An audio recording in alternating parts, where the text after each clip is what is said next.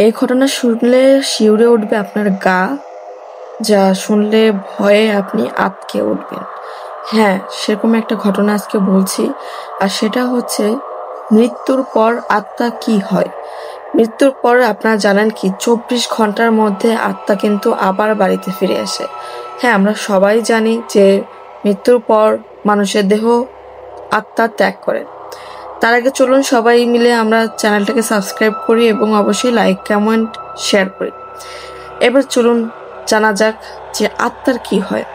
আমরা জানি যে মৃত্যুর পরে দুজন যমদূত আসে আত্মাকে নিয়ে যেতে। স্বর্গ নরক যাবে কিনা সেটা সম্পূর্ণ নির্ভর করে হচ্ছে মৃত আত্মার কর্মফলের উপরে।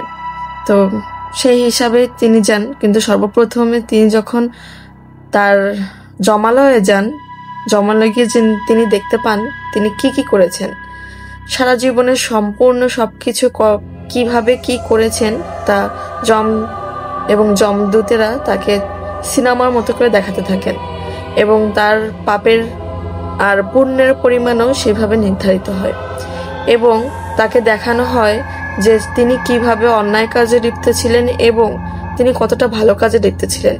এরপরে 24 ঘন্টার মধ্যে তাকে আবার সেই গৃহে পাঠানো হয়, জন্ম হিসাবে না, তার আত্মা বাড়িতে পাঠানো হয়। এই জন্য মৃত আত্মা মানুষের মৃত্যুর পর মানুষের কখনো তার আত্মীয় স্বজনেরা তার পরিবারের লোককে একা রাখে না, কারণ যে কোনো অঘটন ঘটতেই পারে। কিন্তু তার পেছনে কারণ কি ছিল সেটা আমরা কেউ জানতাম না, আজ হয়তো জানতে পারবো। কারণ 24 ঘন্টার মধ্যে তিনি যখন এসে দেখেন তার আত্মা বা শরীর, সেই আত্মা যখন এসে দেখতে পায় যে তার শরীরটা চিতার উপরে জ্বলছে, তখন তিনি আত্মচিৎকার করতে থাকেন, ছটফট করতে থাকেন। কিন্তু তিনি এসে কোনোভাবেই কোনো মানুষকে, পরিবারের কোনো মানুষকে তাকে নিয়ে কোনো কথা বলতে পারেন না, এবং তাকে নিয়ে কোনো কথা তিনি কারোর কাছে শোনাতে পারেন না। তিনি চিৎকার করতে থাকেন কিন্তু তার শব্দ কারো কানে পৌঁছায় না। পরবর্তীতে তিনি যখন আরো চিৎকার করতে থাকেন, কিন্তু একটা সময় তিনি ভেঙে পড়েন। আস্তে আস্তে ধীরে ধীরে তিনি যখন তার শরীর ভস্ম হয়, তখন তিনি আরো বেশি দুর্বল হতে থাকেন। এরপরে 3 দিন পরে 10 দিন পর্যন্ত সেই আত্মা সেই বাড়িতেই থাকে। পরবর্তীতে সেই আত্মা আরো দুর্বল হতে থাকে।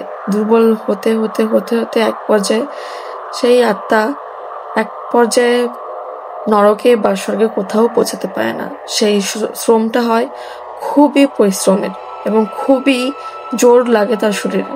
এই জন্য 1 বছর সময় পর্যন্ত পরিবারের প্রত্যেকটা মানুষের কিছু কর্মফল থাকে, কিছু কৃতকর্ম থাকে, যা একজন মানুষ মারা যাওয়ার পরে তার জন্য পিণ্ডদান, তাছাড়া তার জন্য আহারের ব্যবস্থা করা হয়ে থাকে, এবং বিভিন্ন সময় একাদশী ব্রত পালন করা হয়, এবং তার জন্য বিভিন্ন ধর্ম উপাসনা করা হয়, যার কারণে যেন আত্মা সঠিকভাবে স্বর্গে পৌঁছাতে পারে। কিন্তু যখন 1 বছর সময় সমাপ্ত হয়, পরিবারের মানুষের দ্বারা কর্ম এবং কর্মের ফল অনুযায়ী সেই মানুষের আত্মা স্বর্গে পৌঁছায় এবং তিনি শক্তি লাভ করেন, এবং সঠিকভাবে আস্তে আস্তে ধীরে ধীরে তিনি স্বর্গ প্রাপ্ত হন বা তার পথ সুগম হয়। তার আগ পর্যন্ত তিনি কোনোভাবেই তার পথ সুগম করতে পারেন না।